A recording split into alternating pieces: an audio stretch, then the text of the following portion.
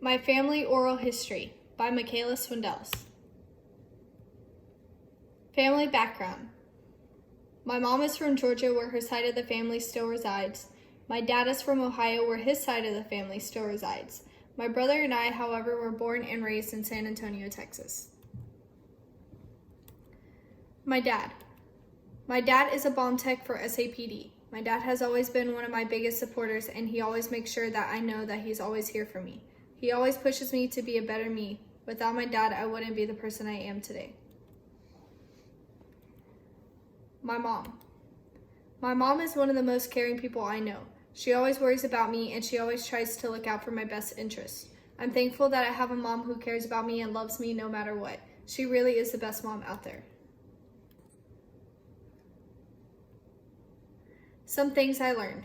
My stories came from my grandparents, my mom's mom and dad.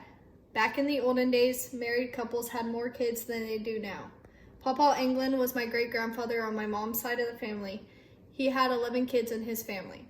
My grandfather was one of 7 kids. My grandmother was one of 5 kids. Traditions.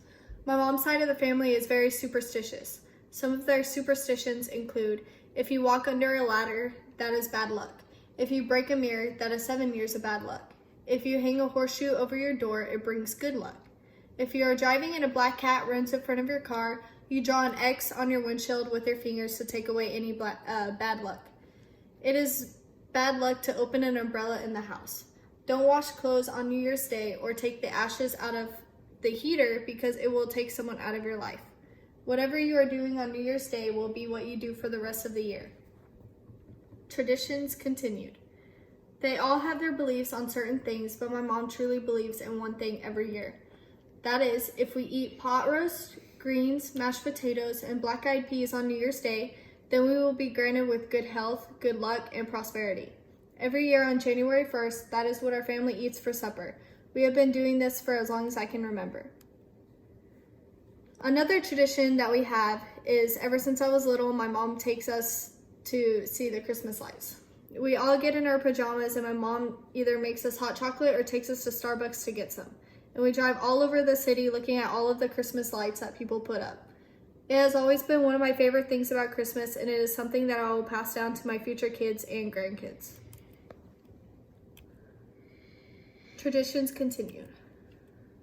I rarely get to see my grandparents, so we don't have that many traditions. However, ever since I was younger, my Momo and Papa take me to Goodwill where we would spend time together by shopping. They would also take my brother and I to the park and we'd spend the entire day there. I remember when I was younger, we would get up early in the morning, sit out on their back screened-in porch, and drink coffee while I helped my Papa do crossword puzzles. My Papa also bought a wagon for my brother and I that he would pull us in. We would ride it down a hill and we quickly realized that it was dangerous because it didn't have any brakes. So my papa came up with a little innovative brake system for us to use. Those are some of the best memories I have of growing up and spending time in Georgia with my grandparents.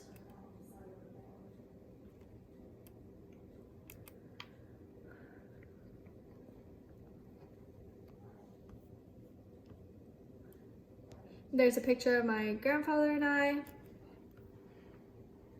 Stories told to me by my grandfather, the hoop snake. My great-grandma Holbrooks was outside of his church one day talking to some of his friends. When they were standing there talking, they saw a snake come rolling down towards them in a wheel shape, so they moved out of the way because they didn't want it to hit them. According to my great-grandpa, it had 2 horns on the end of its tail. It continued rolling until it ran into a sapling tree. When it hit the tree, its horns jabbed into it and the tree started wilting immediately. The burning bush. According to my papa, my great-grandpa and my great-grandma, Granny Holbrook, saw a burning bush. The bush was outside of their house and they said it was glowing red, like it was on fire. My papa isn't too sure how long it supposedly burned though. The glass snake. Another story that my papa told me was that he and my great-grandma, Granny Holbrooks, saw a snake not too far from them out by their barn when he was little. My granny went and got a hoe and chopped it up into about 1-inch pieces. And as I watched it for a few minutes, it started wiggling and went back together. My papa said that my granny ended up killing it, but he doesn't remember exactly how. Toys. When my papa was growing up, they didn't have toys, and they had to make their own toys to play with. He said that they would make their own wagons, scooters, bow and arrows, and slingshots. They would also shoot marbles and play baseball a lot.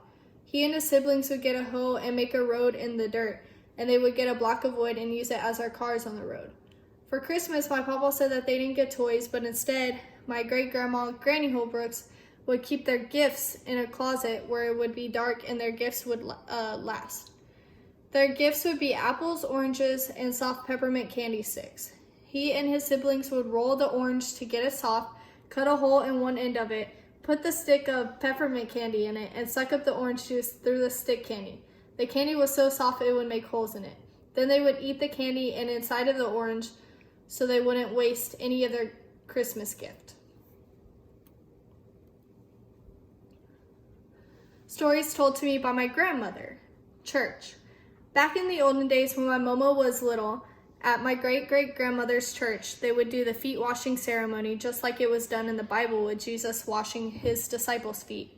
At the same time, the church would have a revival every year that would last for 7 days straight, and my Momo would spend the night with my great-great-grandmother and go to it with her every night.